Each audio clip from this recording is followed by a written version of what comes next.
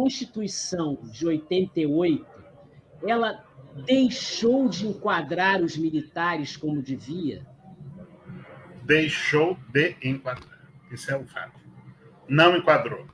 Por quê? Porque a transição entre a ditadura e a democracia teria que ter uma fase que se chama justiça de transição, que é você revelar a verdade, o que houve no país, nos 21 anos de ditadura, fazer a política de memória, que é você restabelecer o papel dos sindicatos, que foram invadidos e saqueados pelos militares, rever e reverenciar o papel da UNE, que foi assaltada, saqueada por militares e pelos fascistas em 64, que queimaram a sede da UNE, de reverenciar as pessoas que foram humilhadas em praça pública pelos militares.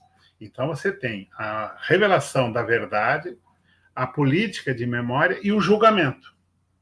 Julgamento daqueles que são responsáveis por crimes contra os direitos humanos. Muito objetivamente, se hoje você pegar um torturador que não acabou a tortura, pelo contrário, a gente está vendo, seja civil, seja militar, se pegar em flagrante o cara torturando e ele tiver a cara de pau de dizer, ué, vocês não puniram o Ustra, vai querer me punir? Como assim? Ninguém vai ter como responder para um cara desse, porque é verdadeiro. Houve, na passagem da ditadura para a democracia, houve uma chantagem dos militares. Quem viveu aquele período, os militares falavam assim, não pode ter julgamento dos agentes do Estado, que eles não chamavam de torturadores, obviamente. Senão haverá retrocesso político. Retrocesso político não era retrocesso político. Eles estavam dizendo objetivamente, nós vamos voltar a torturar, matar e desaparecer com as pessoas, porque o DOI-CODE não tinha sido extinto, ainda estava funcionando. Aí o que acontece? Essa chantagem, tipo máfia mesmo, é a mesma coisa que aconteceu no golpe contra a Dilma, que eles exigem, aquele general delinquente lá, o Vilas Boas, exige que o Lula não pode ser ministro da Dilma. Isso. E aí o que acontece? Se não, aí fica implícito, nós vamos assaltar o poder, torturar, matar e desaparecer. Essa chantagem é aceita pelos civis que fizeram a transição, não houve acordo comigo, não houve acordo contigo, houve entre eles. Né? E aí a transição, ninguém toca nas Forças Armadas. Na Constituinte, nós tentamos rever o papel das Forças Armadas, mas fomos vencidos.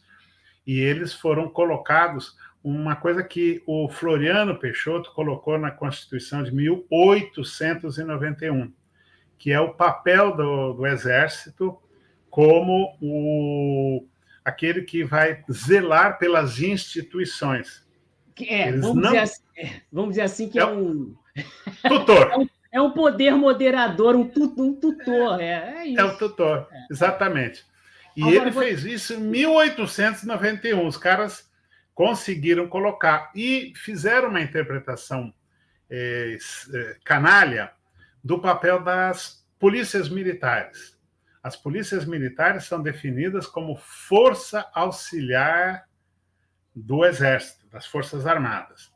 Em qualquer país do planeta, as polícias são forças auxiliares em caso de guerra. Sim. Em caso de guerra. São forças independentes do Exército, elas não estão atreladas a nenhum Exército. Em caso de guerra, ok, vocês vão trabalhar, mas no resto, Brasil, não. Elas são tuteladas pelo Estado, né? No caso do Brasil, seriam os governos estaduais, enfim. Mas é isso. No Brasil, não. No Brasil, não. No Brasil, não. Mas tem uma vida separada. E eu ia te perguntar, por causa disso, você acredita na existência do partido militar, como se fala hoje? Não, existe essa mentalidade. Eu conversei num debate outro dia na internet com o coronel Marcelo Pimentel. Ele defende essa ideia de que tem um partido que para mim não existe um partido. Eles são uma força de intervenção no Brasil. Eu acho isso. E eles usam as PMs, que eu queria reforçar essa questão por um motivo muito simples. Ao final da ditadura, 1983, vai acabar em 85, o ditador João Batista Figueiredo apresenta um decreto-lei, que é diferente da medida provisória de hoje, que a medida provisória, se não for votada ela perde força de lei. Ela perde efeito. É. O decreto-lei era o contrário, como era a ditadura, eles apresentavam, se não for votada em 60 dias, ela automaticamente vira lei. E o que aconteceu foi que o Congresso se fingiu de morto e a lei 88777/83, que foi um decreto-lei do Figueiredo, estabelece que as PMs são formadas, doutrinadas pelo Exército, ligadas ao Exército. Nenhum governador nomeia o comandante da PM sem ser aprovado pelo Estado-Maior do Exército. Sem ter uma lei. Inclusive, esse Estado-Maior do Exército é uma construção da ditadura que permaneceu depois. Sim. Isso sim. não existia. O Exército tem, dentro do seu Estado-Maior, tem uma figura que é o IGPM, que não é o Índice Geral de Preços, não.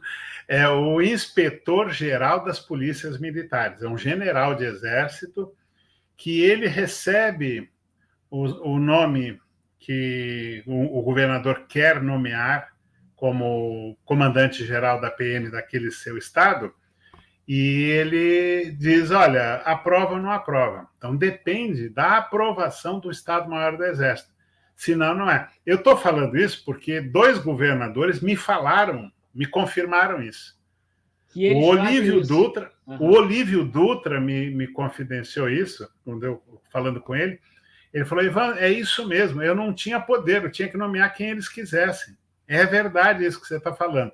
E o outro foi Eduardo Campos, que ele era governador de Pernambuco, nós fomos lá para abrir os arquivos do DOPS, e numa conversa eu falei sobre isso, estava o comandante da PM, ele falou, é verdade, ele foi nomeado porque eu indiquei, mas quem aprovou foi o Estado-Maior do Exército. Por quê? Porque se você tem um cara que quem te nomeou foi o Exército, ele vai obedecer quem? A você, governador, ou ao Exército?